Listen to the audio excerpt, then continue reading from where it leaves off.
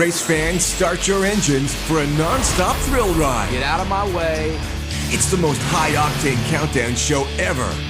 Bringing you NASCAR's 10 biggest bad boys of all time. From smoke heating up. So that's Tony. To Rusty throwing down. I was trying desperately to knock it out of him. From Jimmy never forgetting. It's like the epitome of road rage. To Juan Pablo fighting back. He's a little bit of a bully. I'm gonna kill them. From Kyle acting up. Oh, he turned it. He's really embraced this villain role. To the Intimidator loving every minute of it. You stand your ground. He rattled some cages. But only one can be number one. This is more than just a race to the finish line. It's a journey through time. Buckle up and hang on. It's the 10 biggest bad boys in NASCAR history. This is number 10. There goes Carl. And the crowd is loving it. Carl has this cousin Carl image where everybody thinks he's squeaky clean and the most wonderful guy in the world. Carl is one of those guys you don't think is a bad boy, but really is. The back end of the 18 kick out. Okay, he got into it. Moved him out of the way. It's like a Jekyll and Hyde, really, with him. If you rub Carl the wrong way, literally or figuratively on the racetrack, Dr. Jekyll turns into Mr. Hyde pretty quickly. Brad pissed him off, and Brad definitely paid the price. Like Brad Keselowski found out, you can end up on your lid. Everybody has their bullet point, and everybody has that point where if you push them over it, you're going to wish you had. This is gonna be down to the wire. High touch. He spun out. Carl gets into Keselowski. Carl Edwards will win. That's the one right there. Man, I just couldn't let him take it from me. I had to do what I had to do. If he feels like he's been wronged in a big way. Oh, look, Carl wants to talk to somebody. Looks like it's Matt Kenseth, his teammate. Even by his own teammate, you saw him at one point almost try to punch Matt Kenseth. When he was flexing up to Matt Kenseth, his own teammate. Carl got up, got in his grill a little bit. Carl kind of faked a little punch, and Matt about jumped out of his fire suit. And Carl went, ha ha ha, went along his merry way. People say, oh, he's a dirty driver, he's doing this, he's doing that. Well, the only reason they're saying that is because you're winning. If you're not winning, they're not going to say it. Number 9. Was I a bad boy in NASCAR? Sometimes. Spencer climbing from his car. Oh, Jimmy's going right over to Dallenbach. Oh, and he's got problems with Wally. Here is a guy who's a stocky guy that didn't back down, maybe had a little chip on his shoulder. Jimmy Spencer. Steve Peterson with him, telling him calm down. When you earn the nickname Mr. Excitement, you earn that nickname for a reason. He was named Mr. Excitement because no matter where he was running in the race, whether it was top 5 or 35th, something was going to happen, something was going to get hit. Jimmy drove with an attitude.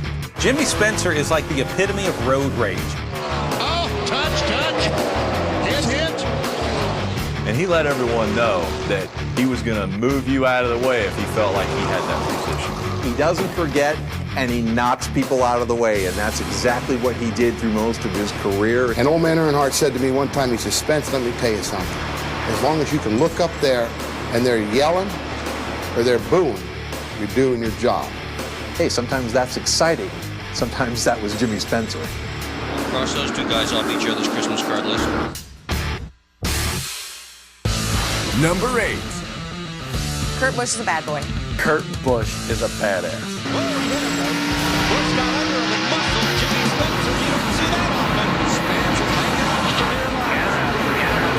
I think Kurt's bad boy reputation really started early on in his career because here was a guy who really could get it done on the racetrack. I came in with an attitude of, man, this is my chance to make it at the big time. The whole incident with Jimmy Spencer at Michigan. It's a crash. It's Kurt Busch with a hard crash. Respond, and that put us in a bad position. Back there with the decrepit old has-beens, I guess. I mean, that right there alone, you had bad boy versus bad boy that day. I mean, I guess he's a never was. It's really the term that we need to bring up today. I wanted to try to make my presence known so that I'd be able to stay here and not get kicked back to other racing divisions. Kurt Busch doesn't back down. I think that's what makes him a bad boy. Here comes Kurt Busch right up on the back bumper of Jimmy Spencer. Spencer gets him loose. I remember one time NASCAR coming to me and saying, if you don't calm him down, we're going to park you. For quite a few years, I would listen to him on the radio, and I'd have to take my headsets off. We're pretty much because we got a team. We're a bunch of idiots running around with no idea what we're supposed to do. And I'd go over to the crew guys and say, I can't believe you you guys put up with that, but they didn't seem to care. $1 million. Kurt Busch wins. You know why? Because he took them to victory lane a lot of times. This is unreal. Next, smoke heating up. Stewart expresses his displeasure with Jeff Gordon. Kind of wears his emotions on the sleeve. God, he can make you mad in a heartbeat. And Harvick blowing up. I mean, that's WWE stuff right there. Plain bad to the bone. That's pretty much enough. When the 10 biggest bad boys in NASCAR history returns. Time now for the honorable mentions that just missed the 10 biggest bad boys in NASCAR history.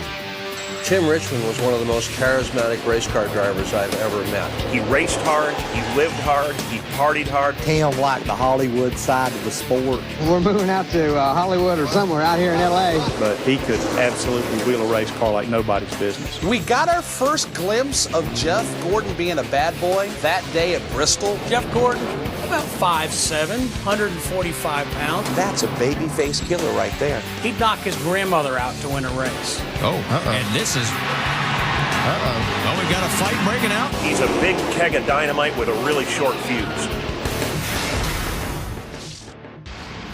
Number 7. I'm Abella Montoya. I'm from Bogota, Colombia. I never badmouth NASCAR, but if they do this to me, I'm going to kill them. Juan Pablo Montoya is certainly a bad boy. Juan gets pissed off, and there ain't no talking to him. Thank you, NASCAR, for screwing my day. He's a bad boy. He's a little bit of a bully. He is certainly one of the toughest competitors out there. Juan Pablo doesn't care what anybody else thinks about him. He doesn't care what anybody else thinks of the way he drives. Neither one of these guys are happy here. Harvick said, stop it. Stop it. Montoya's going to instigate this thing now. When he gets in the car, he's going to get on the gas.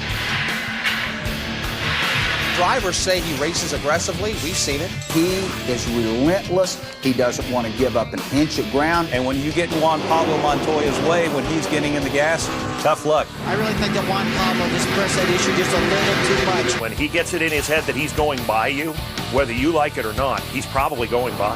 He has the mentality, if you hit me once. Contact Montoya and Tony Stewart together. You're going to get bumped back. If you hit him, he's going to hit you back. It's like Montoya was on a mission to settle the score. They are going to black flag the 42 and hold him 2 laps for aggressive driving. Until you're destroyed, and in some cases, my car's destroyed. Yeah, that picture right there pretty much tells the tale. It's all about going to the front, get there, and stay there. And if you wrinkle up some sheet metal along the way, well, so be it. This is number 6. Tony Stewart, I believe, is a legitimate bad guy. Tony Stewart climbs the fence and captures the flag. Yes.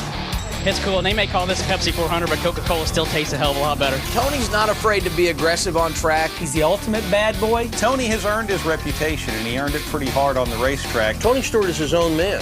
If you step on his toes, he's not going to let you do that and get away with it. And on pit road, Stewart expresses his displeasure with Jeff Gordon. He runs his style of race. And they don't have no problem afterwards, off of the racetrack, telling you what you did wrong as well.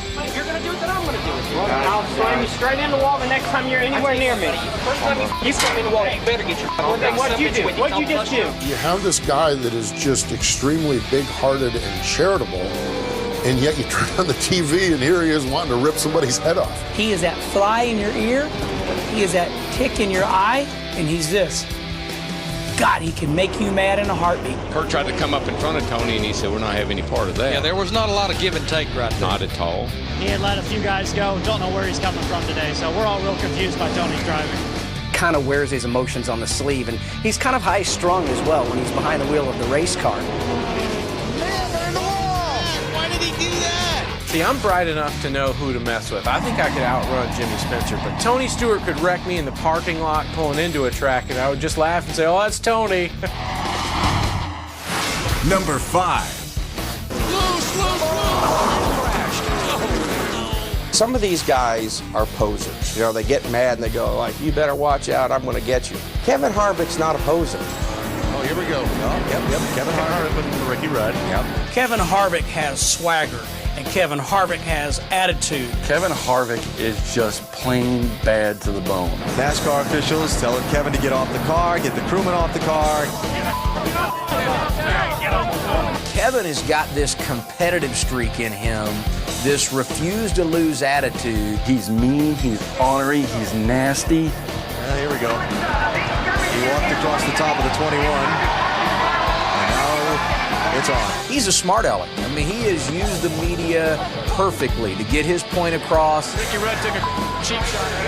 If he's going to, take a cheap shot, he's going to get one back. I promise you that. A lot of guys do not want to mess with him.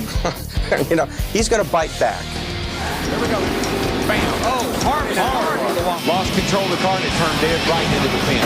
When Kevin Harvick is mad at someone, you talk about just a singular focus on something. I always said Greg Biffle was a good guy, but he's about the most impatient thing. I'll be waiting when he comes in. Coolest thing he ever did is jumped over those cars at Bristol and landed in Biffle's lap. Kevin Harvick leaps over the car to get to Greg Biffle. It was one of the coolest fight moments, I think, in NASCAR history. I mean, that's WWE stuff right there off the top rope. The look in his eyes, he had the crazy eyes that day. When he wants to get at you, he's going to get at you one way or another. Let's see if they're going to fight. I want to see this.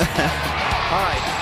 Instigate this thing now. Montoya keeps pushing him, and Harvick's not a guy you want to push too many times. He's kind of a throwback, if you want to get right down to it. He doesn't give a darn what you think. He's there for one reason, and that's to win races and go after a championship. Things happen.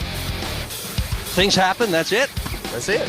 Winning's everything, and if I have to turn somebody around to win a championship, so be it. Kevin Harvick is the epitome of a bad boy. Biffle's an idiot. That's pretty much enough. Coming up, Rusty and DW in a bad boy smackdown. Tended to speak his mind. They know this is the car they got to beat. No, we're not playing this game. Compton attitude was fading some people out. Hey, you got anything to say? I was trying desperately to knock this out of him. I just couldn't catch him. That's a bad boy. When the 10 biggest bad boys in NASCAR history returns. Welcome back to the 10 biggest bad boys in NASCAR history. This is number 4. DW is totally a bad boy. And he loves it too. How much does first place pay? Where's victory lane and how big's the trophy? I got cast into that role. I came into the sport and it was hard to get recognition. And at the time that Darrell came in, he was challenging the heroes of our sport. Fans didn't like DW anywhere because he beat all their favorites. He was one of those guys that people didn't want to see win. Here was this young, brash guy out of Nashville, Tennessee, basically saying, I can beat you. I'm going to beat you. And he beat all the guys that they grew up liking. He knew people didn't want to see him win. I think that made him race harder just to aggravate those race fans even more. Where Darrell got himself into trouble wasn't in the race car. It was out of the race car. Darrell Waltrip was a guy that could beat you and even make you feel worse about it than usual. He tended to speak his mind. Darrell could make people really hate to lose. Yes, I'm close. You. Boy, he could run that mouth. God dang, I love it. And DeKale gave me the nickname Jaws. When your nickname's Jaws, and it's Jaws because you're running your mouth, that's good stuff. I was, cracking them one-liners. Follow me in Tennessee. Any open microphone he could find, he would get in front of it. They told me the helmets cost more than hats. Use the hat. A camera lens, he'd hop in front of that. If anybody was listening, Darrell Waltrip was talking. He knew how to make the highlight reel outside of the race car. I think we've got a slight psychological advantage on everybody. They know this is the car they got to beat. I don't really think he cared what other people thought because he was winning races. Whatever he thought, he said. What he said, he did. It's me again in victory lane. And it's only that much more annoying if you do what you brag that you're going to.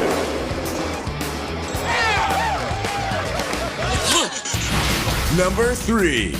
Everybody knew that if you crossed the line with Rusty, you were going to get it back. Rusty Wallace, definitely a bad boy. He knew exactly what his ability was, and it kind of rubbed some people the wrong way. Rusty didn't mind roughing you up. He would give it, and he would take it. There it is. Gordon underneath to the lead. I was trying desperately to knock the out of him. I just couldn't catch him. And he wanted to prove everybody, that he could race with him, that he was not a fluke. He thought he belonged. He thought he was supposed to be able to beat guys like Darrell Waltrip and many of the other greats. Rusty could be a tremendous finesse driver, but when it came time to take the gloves off with a couple of laps to go, there was nobody better. After he bounced off a few people along the way, he was able to win races. Hey, I won, man. I'm here. I'm in Daytona. But he would push you until the point where, you felt like he was really doing you some wrong. He was a bad boy behind the wheel. He had a lot of skill, and he ruffled some feathers. From the time he came in, He didn't really care what people thought about him. He let his driving do the talking. And he didn't mind running over you. Oh, the top,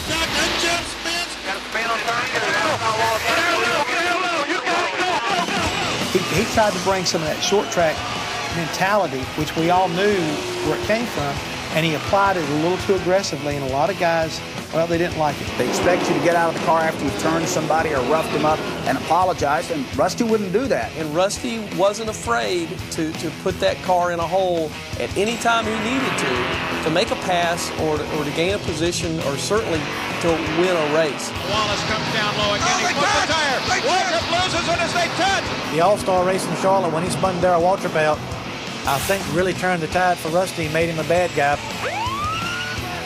I think it improved his reputation among those who like to see a guy that's not willing to take any baloney from anybody and a guy that wants to step on the gas to win the race. Tough race. I'm sorry for Darrell. Glad we won. They always say you can be confident, you can be cocky, just back it up. Coming up, it's old school versus new school. Intimidator! NASCAR needs a bad guy. I'll play it back, so I dumped him. You stand your ground. For the biggest NASCAR bad boy of them all. When the 10 biggest bad boys in NASCAR history returns. Welcome back.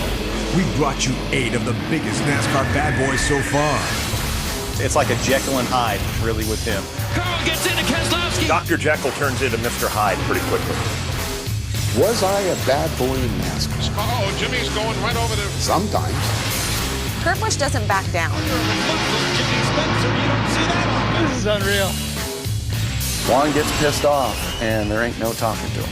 Thank you, NASCAR, for screwing my day. Tony's not afraid to be aggressive.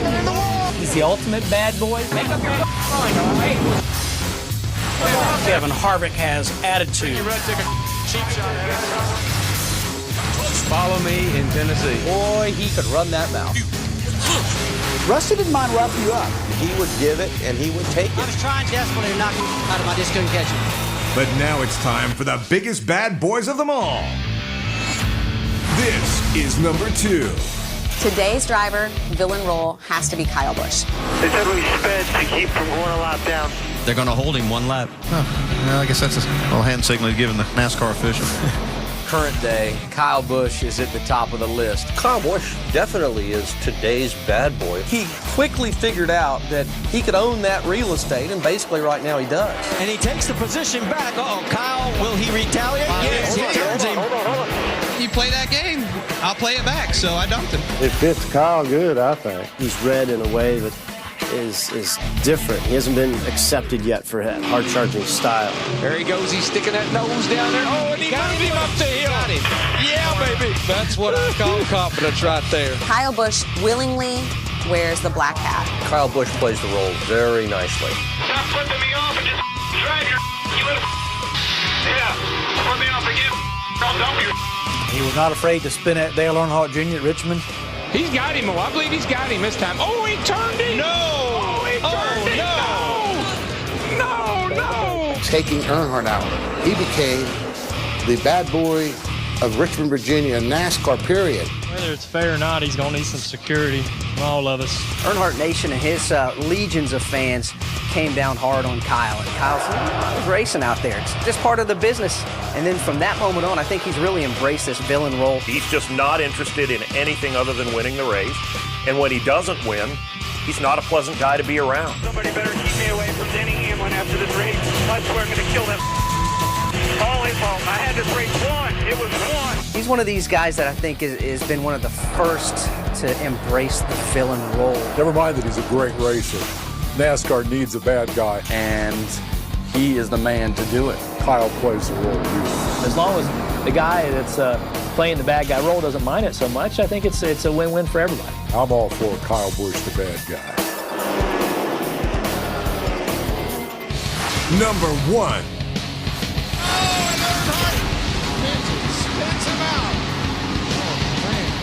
I don't think there's any question that Dale Earnhardt was the baddest of the bad boys. He was NASCAR's original bad boy. You stand your ground. And a lot of times it comes out bad, but a lot of times you win the races too. Dale Earnhardt embodied what being a bad boy in the sport was all about. I mean, he was Darth Vader. Didn't care what anybody thought. He wore the black, and he was proud of it. And he was a bad boy at a lot of different levels. You look at his nickname. The Intimidator is scraped and beaten on the right side. He will not be denied. When you think about the Intimidator. He did it more with looks. I mean, he carried himself in a very cocky, brash way. When he walked inside the garage, if you watch Dale Earnhardt walk through the garage, he knew he had a role to play. I am in charge. You're not going to push me around. In fact, you better be looking over your shoulder because I may be the one doing the pushing. And it was easy for him because he wrote that script. Dale Earnhardt would intimidate people. They would get out of the way. And guess what? If you didn't get out of the way, he would move you. And he'd move you hard enough.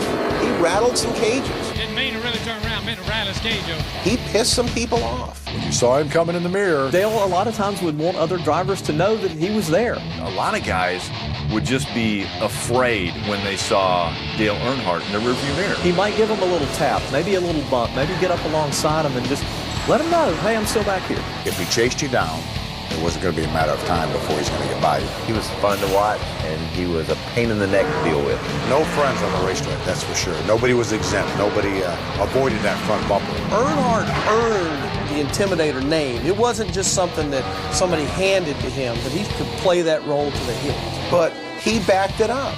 Wasn't worried about it. Win at all costs. There will be talk about this one for a long time. There's not a lot of people that can get away with what he did in all of sports. He never was ashamed of anything that happened on the racetrack, and a lot of times never even said he was sorry. Dale Earnhardt embodied what being a bad boy in the sport was all about. Oh, getting a little shot after there. That was a low down. And you know something? He still had that respect. Even though he was the one that always seemed to push everyone else around like they were his little brother. Dale Earnhardt was for real, and he was a real bad boy. And he'd take anybody out to win a race and win a championship.